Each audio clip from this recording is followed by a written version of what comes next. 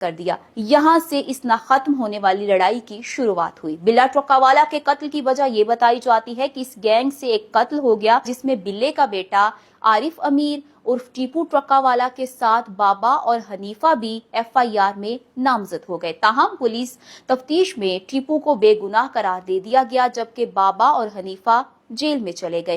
انہوں نے کچھ عرصہ جیل میں گزارا اور اس کے بعد اندر سے ہی انہوں نے ساز باز کر کے ضمانت لی اور پھر اس بات کا غصہ بلا ٹرکاوالا کی موت کی صورت میں نکالا گیا جب دونوں نے دن دہاڑے بلے کو ان کے اپنے ڈیرے پر قتل کر دیا۔ لاہور کی انڈر ورلڈ کا یہ گینگ یہیں سے دو حصوں میں تقسیم ہو گیا۔ بلا ٹرکاوالا کے مقابلے میں اس وقت خواجہ طریف بٹ عرف ٹیفی بٹ اور گوگی بٹ اس وقت لاہور میں اپنا چھوٹا گینگ چلا رہے تھے۔ اب ٹیپو کی آدھی طاقت ان کے اشتہاری اس گینگ سے جا ملے جو بابا اور حنیفے کے ساتھ تھے۔ دوسری جانب ٹیپو ٹرکاوالا نے اپنے باپ کا بدلہ لینے کا کام جاری رکھا اور تمام معاملات اپنے ہاتھ میں لے لیے۔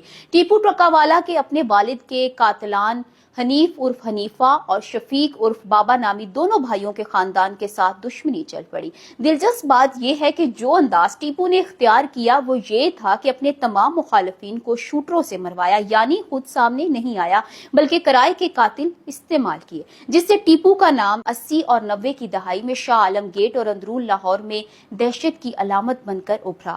گینگ وار اتنی بڑھ گئی کہ پنجاب حکومت کو اسے ختم کرنے کے لیے حکمت عملی اختیار کرنا پڑی اور پولیس مقابلوں میں اشتہاریوں کو مارنے کا سلسلہ شروع ہو گیا۔ سال 2003 میں لاہور کچہری کے باہر ٹیپو ٹرکاوالا پر ایک بڑا قاتلانہ حملہ ہوا جس میں مبین بٹ گینگ کے لوگ شامل تھے۔ اس حملے میں ٹیپو کے 5 گارڈ مارے گئے اور خود بھی شدید زخمی ہوئے۔ اس مقدمے میں ٹیفی بٹ اور گوگی بٹ دونوں بھائیوں کو نامزد کیا گیا۔ ٹیپو نے پرویز مشرف دور میں اپنا کاروبار دبئی میں شفٹ کر لیا اور اپنے خاندان کے افراد خاص طور پر اپنے بڑے بیٹے بالاج ٹیپو کو بھی ملک سے باہر ہی رکھا اور تعلیم دلوائی۔ ٹیپو ٹرکاوالا نے دبئی میں ہوٹل بنا لیا جس کی وجہ سے اس کا لاہور سے دبئی آنا جانا لگا رہتا تھا۔ تاہم 2010 میں ٹیپو ٹرکاوالا جب ملک لوٹے تو ان کو ایئرپورٹ کی پارکنگ میں خرم بٹ نامی ایک شخص نے فائر کھول دیا۔ ٹیپو کو میوں ہسپتال منتقل کیا گیا لیکن وہ جاں بر نہ ہو سکے۔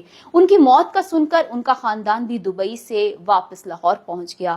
ان میں ان کے سب سے بڑے بیٹے امیر بالاج ٹیپو، ان کے 2 چھوٹے بھائی اور ایک بہن شامل تھی۔ بالاج کی عمر اس وقت محض 18 سال تھی۔ انہوں نے اپنی زندگی کا بڑا حصہ دبئی میں ہی گزارا تھا جہاں وہ اور اب ان کے باقی بہن بھائی اچھے اسکولوں میں تعلیم حاصل کر رہے تھے۔ تاہم باپ کے قتل کے بعد اب بالاج کو ڈیرا سنبھالنا تھا۔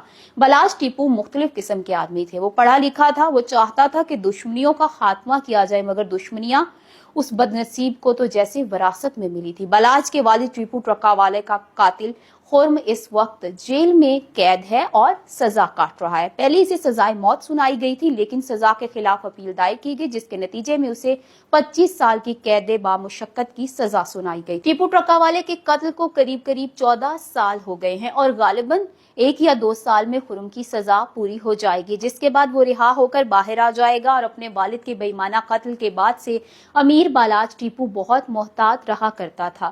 اسے اگر اپنے ڈیرے کی 4 دیواری سے نکل کر کہیں باہر آنا جانا ہوتا تو وہ مسلح محافظوں کا ایک قافلہ گاڑیوں میں ان کے آگے اور پیچھے ہوتا۔ زندگی کا یہ طرز انہوں نے اپنے والد کے قتل کے بعد اس وقت اپنایا جب صرف 17 یا 18 برس کی عمر میں انہیں خاندانی دشمنی کا بار اٹھانا پڑا۔ آج سے چند روز قبل ٹرکاوالا خاندان کی تیسری نسل کا یہ ہنستا مسکراتا نوجوان امیر بالاج ٹرکاوالا بھی اپنے باپ دادا کی طرح مار ڈالا گیا اور زمین کی پاتال میں جا چھپا۔ میں اس ویڈیو کا اختتام بس اس لائن سے کرنا چاہوں گی کہ یہ دلیری بڑے نقصان کیا کرتی ہے۔